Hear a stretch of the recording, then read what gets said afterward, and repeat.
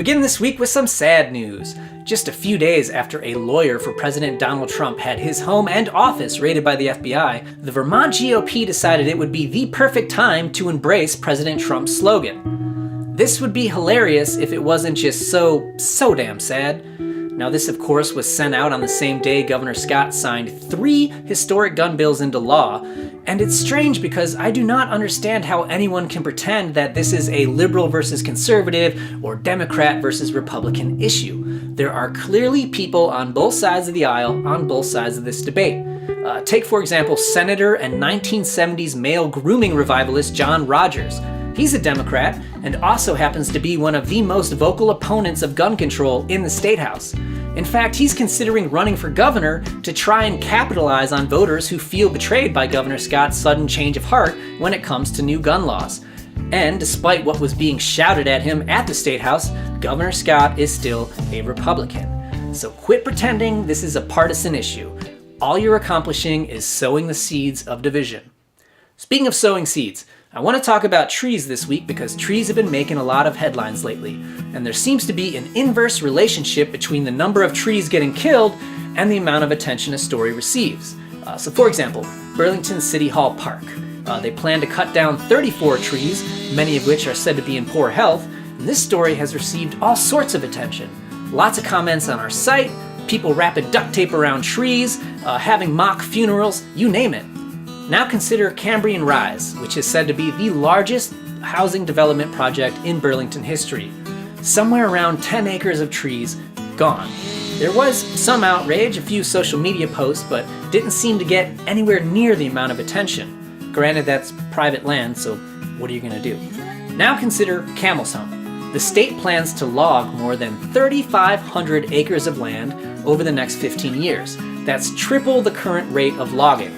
Now, while there are some critics of the plan, there are some environmentalists who are celebrating it, saying that this logging will allow young trees to thrive, which is really good for biodiversity. But the most ambitious tree-killing plan in Vermont is not a city, state, or private development project. It is an insect project.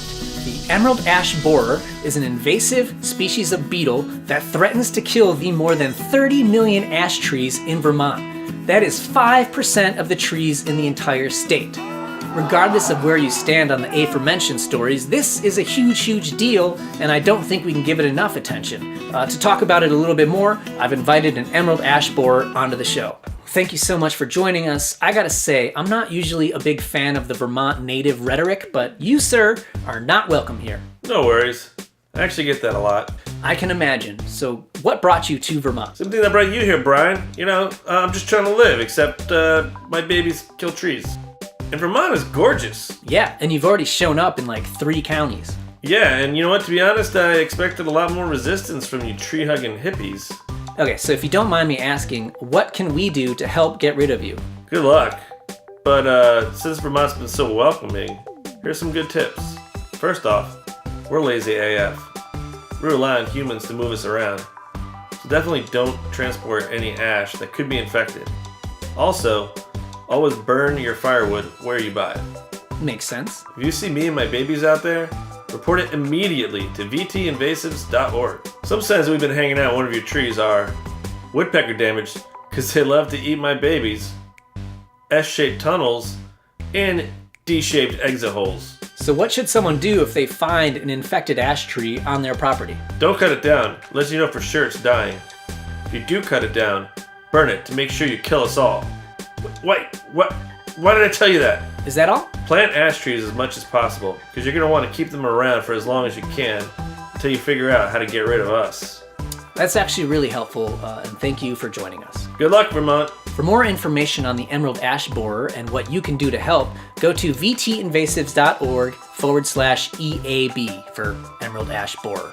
That's all I have for you this week. Thank you so much for watching. Be sure to like, share, subscribe, and keep your eyes out for that dang beetle. We'll see you next time. Gotta get that ash. Gotta get that ash. Well, first off, we're lazy as F.